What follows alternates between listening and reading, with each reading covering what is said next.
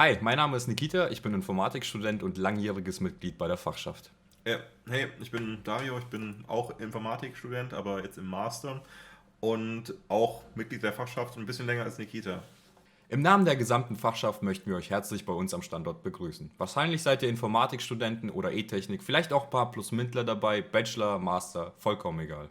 Normalerweise würden wir euch jetzt als Tutoren durch die Einführungstage führen und euch den Uni-Alltag etwas näher bringen. Wir wissen alle, warum das aktuell nicht geht und deshalb haben wir ein paar Videos vorbereitet, die euch dabei helfen sollen, euch an der Uni zurechtzufinden. In diesem Video soll es jetzt erstmal allgemein ums Studium gehen. Das heißt, wo ist der Unterschied zwischen Schule und Studium? Wie gestalte ich mir mein Studium selbst? Welche Freiheiten habe ich jetzt dazu gewonnen? Und wir möchten noch eine zusätzliche Kommunikationsplattform anbieten, über die ihr euch einfacher mit euren Kommilitonen vernetzen und Lerngruppen suchen könnt.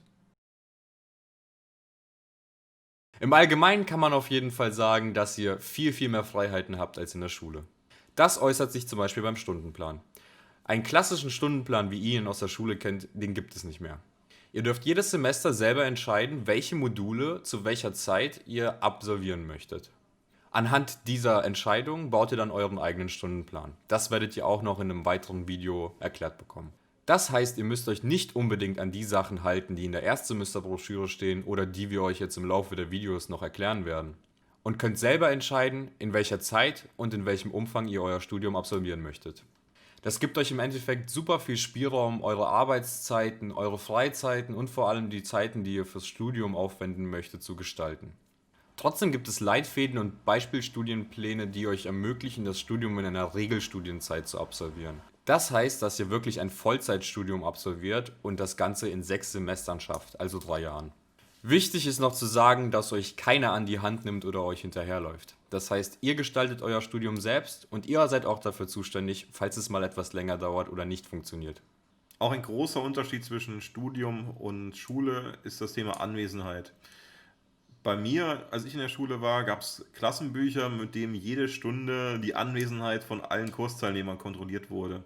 Das wird es in der Uni so nicht mehr geben bei euch. Ihr seid frei in der Entscheidung, ob ihr eine Veranstaltung, einen Kurs besucht und auch frei in der Entscheidung, ob ihr an der Prüfung teilnehmt zu einem späteren Zeitpunkt. Solltet ihr an einer Prüfung teilnehmen wollen, braucht ihr in vielen Fällen eine Studienleistung. Eine Studienleistung definiert ein Ziel, das ihr im Verlauf des Semesters erreichen müsst, um an der Klausur teilzunehmen. Dieses Ziel kann verschiedene Formen haben. Zum Beispiel ein Protokoll, was ihr im Laufe des Semesters erstellt, aber in den meisten Fällen sind es wöchentliche Hausaufgaben, die ihr abgeben müsst. Diese Hausaufgaben unterscheiden sich nochmal groß zu den Hausaufgaben, die ihr aus der Schule kennt.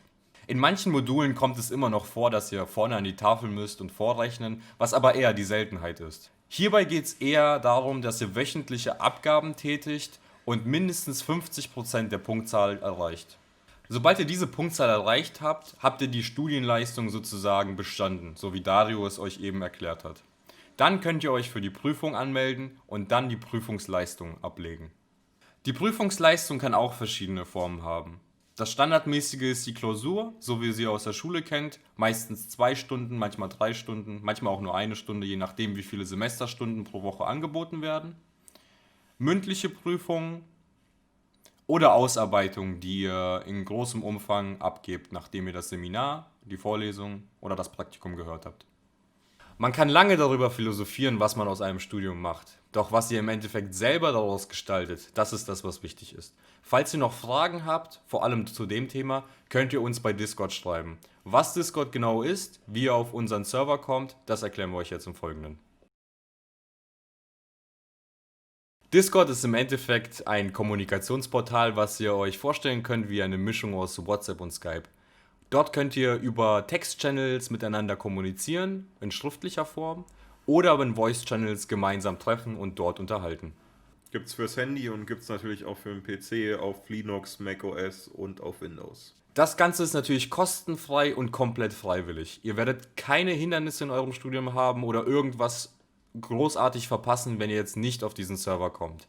Es ist einfach nur eine einfachere Kommunikationsmöglichkeit, vor allem zu dieser Zeit, um Kontakt mit anderen Kommilitonen aufzunehmen und dort Leute kennenzulernen. Discord gibt es als Webanwendung oder auch als tatsächliche Desktop-Anwendung. Wir zeigen euch gleich die Desktop-Anwendung und schauen uns unseren Studierendenserver mal genauer an. Den Einladungslink zu unserem Discord-Server findet ihr in der Videobeschreibung oder im Moodle-Kurs, dort wo ihr auch die anderen Videos findet. Wir springen jetzt mal direkt auf den Server. Wenn ihr das erste Mal auf den Server kommt, wird das bei euch noch ein bisschen anders aussehen.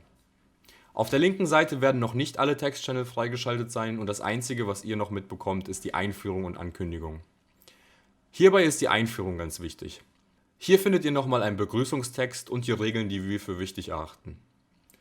Durch die Auswahl einer Rolle, zum Beispiel blau für Elektrotechnik und gelb für Informatik, nehmt ihr die Regeln an und erhaltet dementsprechend auch eine Rolle. Mit dieser Rolle findet ihr jetzt auf der linken Seite weitere Text-Channels, abhängig davon, welche Rolle ihr ausgewählt habt. Sobald ihr eine Rolle ausgewählt habt, seht ihr auf der linken Seite mehr Text-Channel, die ihr jetzt zugreifen könnt. Dort findet ihr zum Beispiel General, da könnt ihr euch allgemein über Unitalk unterhalten. Videos zum Studium, da findet ihr zum Beispiel dieses Video und alle weiteren, falls ihr mal auf der Suche seid und das schnell abrufen möchtet.